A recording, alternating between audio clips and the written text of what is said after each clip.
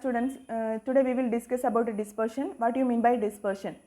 Dispersion causes the distortion for both analog and digital transmission of the optical signals through the optical fiber, and the result of dispersion is the broadening of the transmit pulses in digital modulation.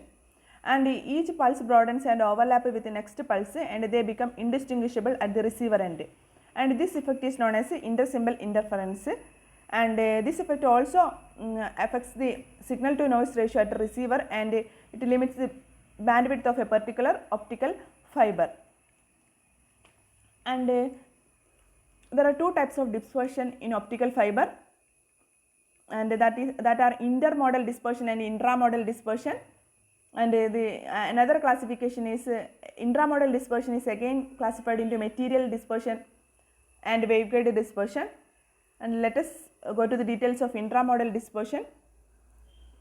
And intramodal dispersion depends primarily on the fiber material, and it occurs in all types of fibers, and it is due to the reasons that optical sources do not emit single frequencies, but it emit a band of frequencies.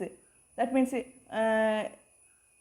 the source of light has a finite spectral bandwidth. So at different spectral components of the transmitted signal, different spectral components of the transmitted signal travels with a different velocity, and there may be propagation delay between those spectral components, and this causes the broadening of the pulse. And the refractive index of the material is a frequency dependent parameter. Therefore, the speed of the light in a particular material is a frequency dependent phenomena. So we can say the intramodal dispersion as a chromatic dispersion. And usually the light pulse shape is like that of a Gaussian pulse, and once it undergoes a dispersion, the light pulse will broadens, and that is shown in this figure. And next we will go to the details of material dispersion.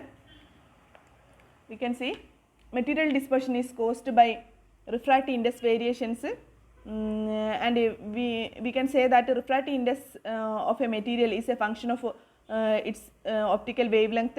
That means once optical wavelength changes, refractive index of that material is also changed.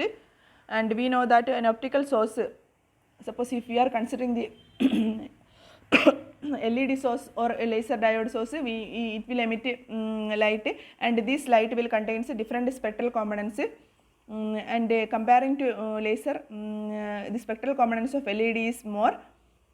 So the various spectral components of a given mode will propagate with a different speed, and that is depending on the wavelength. So different wavelength will go with a different speed. If the spectral width of the source is large, then the pulse broadening due to this effect may be significant. Usually in the case of LED, the spectral components will be more. So in that case, the broadening of the pulse will be more if we are using such type of sources. The broadening will be more, and thus the material dispersion depends on the spectral width of the source. And we can say all the wavelength in the spectral width of the optical source can propagate through the optical fiber with a different speed, causing more dispersion. And when the wavelength changes, group velocity also changes. This in turn results into dispersion, and this is what is called material dispersion. And we will get the equation for material dispersion as d material equal to lambda by c into d square n by d lambda square. And here we are taking the second derivative of refractive index, and refractive index is a function of lambda. That is why we are taking d square n by d lambda square. That means refractive index varies with wavelength of the optical source used. Okay.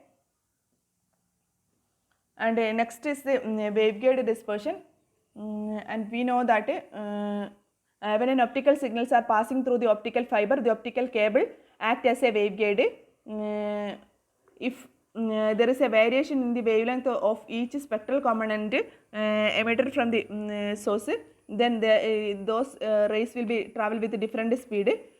And also we know that if we are considering the light as rays, then the angle made by each ray with respect to the axis of the fiber will be different, because the angle is a function of wavelength. Different rays will make different angles, and the rays will not reach at the output end at the same time, and so this results into dispersion. And also we can say that intramodal dispersion also arises from the waveguide of the fiber due to the variation of the group velocity with the wavelength of the particular mode. And we can also see that waveguide dispersion occurs in single mode fiber, and its effect is more in single mode fiber because in that case 80% of the optical power is confined to the core of the fiber in the case of single mode fiber, but in the case of multimode it is not confined that much.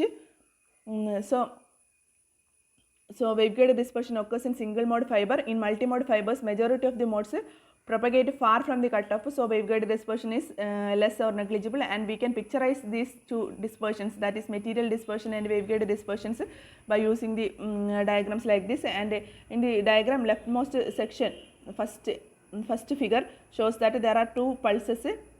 First at the leftmost section, the two pulses are passing through the optical fiber, and at the output side we got two pulses, two diagrams, and but we can see that rectangular, we are giving the rectangular pulse as the input, but we are obtained a broadened waveform. That means we are not getting the original pulse, that is due to dispersion. And that represents the pulse degradation from the dispersion.